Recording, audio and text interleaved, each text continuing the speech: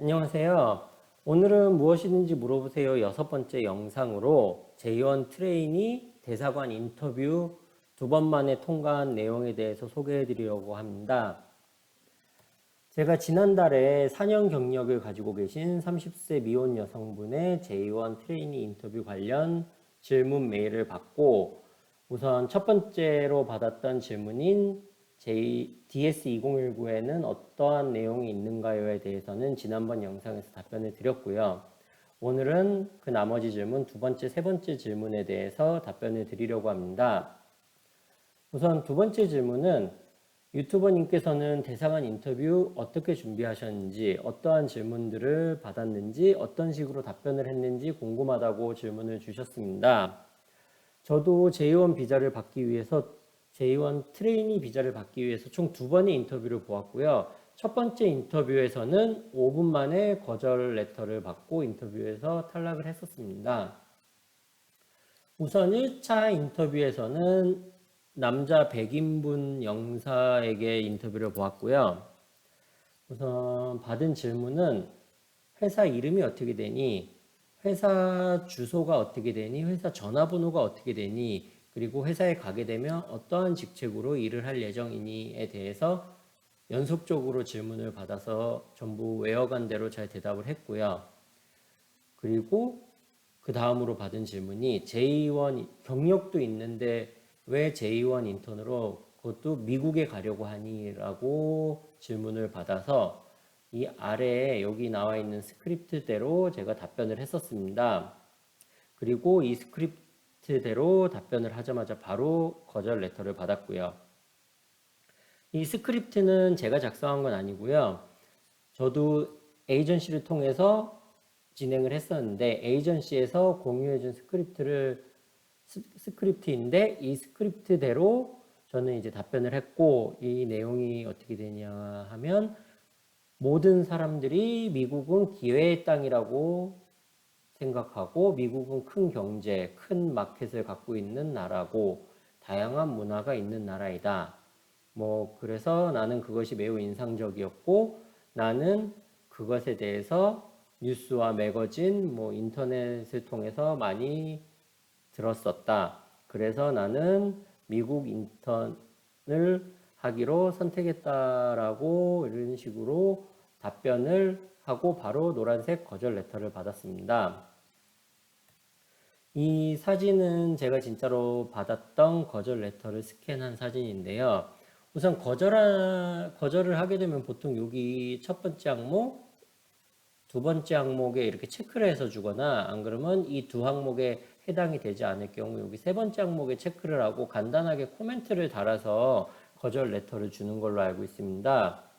그리고 여기 이제 마지막으로 영사 서명을 해서 이제 거절 레터를 주게 돼 있는데 저는 여기 보시는 것처럼 아무런 표시도 없이 그냥 노란 레터만 받고 바로 거절을 당했고요. 그래서 왜 거절이냐라고 물어봤더니 이 종이 직접 읽어봐라고만 말하고 더 이상 답변을 해주지 않았었습니다. 그래서 첫 번째 인터뷰는 5분 만에 끝났고 이제 두 번째 인터뷰를 다시 예약을 해서 보았는데요. 이제 두 번째 인터뷰는 첫 번째 거절을 당해서 그런지 이제 인터뷰 창구 앞에 서서 저 혼자 40분 동안 인터뷰를 보게 되었습니다. 이번에는 약간 아시안계 여자 영사분이랑 인터뷰를 진행을 했고요. 우선 첫 번째 질문은 예상했던 대로 거절 레터 받았는데 왜 너 거절이 됐니? 라고 물어봐서 이제 그 노란색 거절 레터를 직접 보여주면서 나도 잘 모르겠다. 여기 거절 레터에 아무것도 표시가 되지 않아서 나도 이유를 알 수 없다라고 답변을 했었습니다. 그리고 영사가 컴퓨터로 뭘 이렇게 보는 것 같더니 그 이후에 더 이상 질문은 없고 이제 다음 질문으로 넘어갔습니다. 그리고 이제 2번 질문에서는 결혼했네? 라고 물어봐서 언제 결혼했고 현재 아이도 한 명 있다라고 대답을 했고요. 3번 질문에서는 가족은 한국에 있고 너 혼자 미국에 갈 거냐라고 질문을 해서 아이가 아직 너무 어리고 어차피 1년 6개월 트레이닝 기간이 끝나면 돌아와야 돼서 그냥 혼자 다녀올 예정이다라고 답변을 했습니다.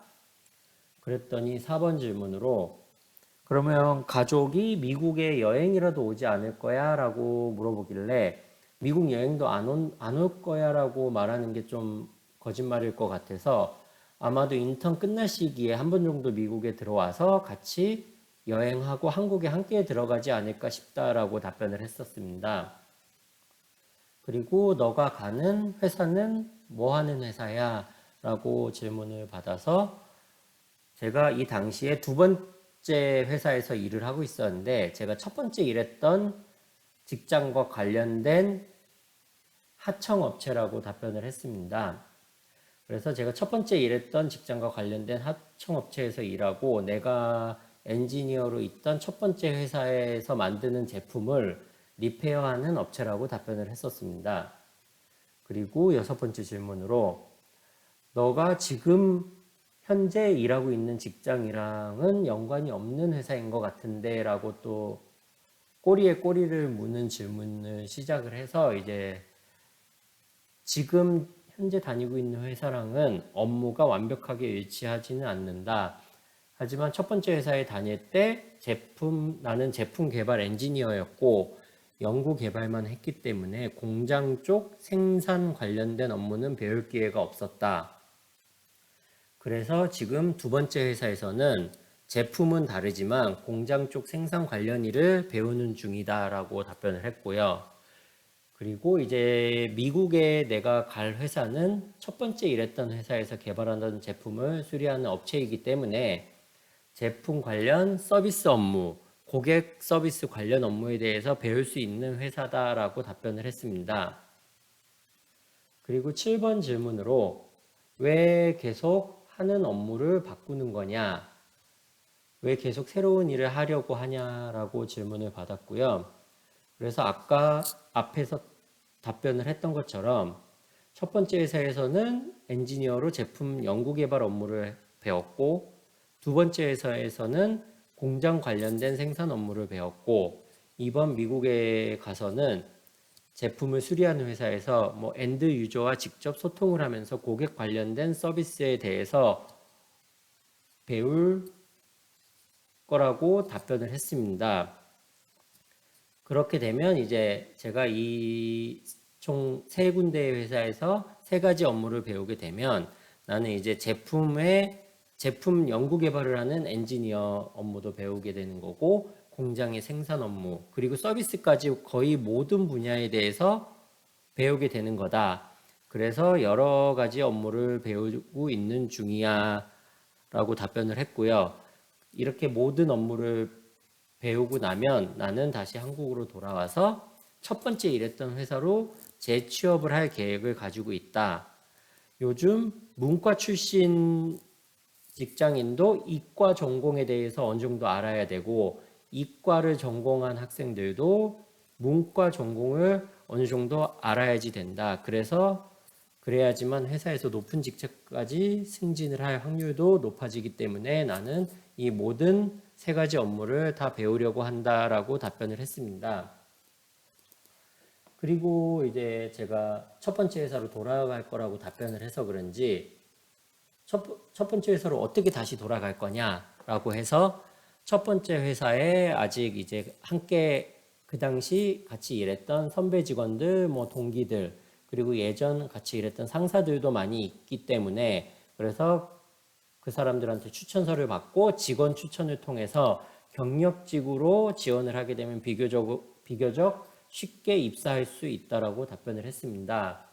우선 이게 어떻게 생각되면 말이 안 될 수도 있는데 이제 이 영사는 어차피 미국 사람이기 때문에 미국 같은 경우는 추천서를 받게 되면 현재 제가 들어가고자 하는 원하는 회사에 아는 사람이 있다. 그러면 그 사람을 통해서 추천서를 받게 되면 뭐 예를 들어 이력서 서류 전형을 그냥 뛰어넘고 바로 면접을 볼 수 있거든요. 그렇기 때문에 이제 추천서를 받아서 재입사를 쉽게 할 수 있다라고 답변을 하는 게 잘 이해를 했던 것 같습니다. 영사 입장에서는. 그래서 그것 관련해서 이제 더 이상 질문은 받지 않고 1년 6개월 뒤에 한국으로 바로 다시 돌아올 거냐라고 물어보길래 당연하지 라고 답변을 했고, 빨리 첫 번째 회사로 재입사하는 게 내 목표다. 그리고 내가 가고 싶은 부서가 있기 때문에 최대한 빨리 돌아와서 회사 이직을 해야 되기 때문에 시간이 많이 없다. 바로 돌아올 거라고 답변을 했고요. 그랬더니 또 다시 한번 물어보더라고요. 진짜로 돌아올 거냐고. 그래서 이제 당연히 돌아올 거라고 답변을 하고, 제가 계속 돌아올지에 대해서 의심을 하는 것 같았기에 이제 저는 당연히 돌아올 거고, 한국에 집도 있고 와이프랑 아이까지 있는데 안 돌아오는 게 말이 안 된다. 그렇게 말을 하면서 이제 준비해 갔던 뭐 통장 잔고 증명, 은행에 이제 예금이 어느 정도 있는지, 그리고 뭐 자동차 등록증 등등 한국에서 이제 제가 가지고 있는 증명할 수 있는 자산들에 대한 관련 문서를 이제 보여주면서 이제 나는 이런 자산들을 한국에 이만큼 갖고 있기 때문에 돌아올 수밖에 없다라는 것을 어필을 했었습니다. 그리고 다음 질문으로 너가 지금 받는 월급보다 한국에서 받고 있는 월급보다 훨씬 적게 받는 것 같은데 이걸로 생활이 되겠냐라고 질문을 해서 어차피 혼자 가는 거기 때문에 월급은 좀 적어도 생활이 가능할 것 같다. 그리고 내가 가는 회사가 위치한 곳은 이제 대도시가 아니고 시골 쪽이라서 렌트 비용도 싸고 생활비도 적게 들 것 같다.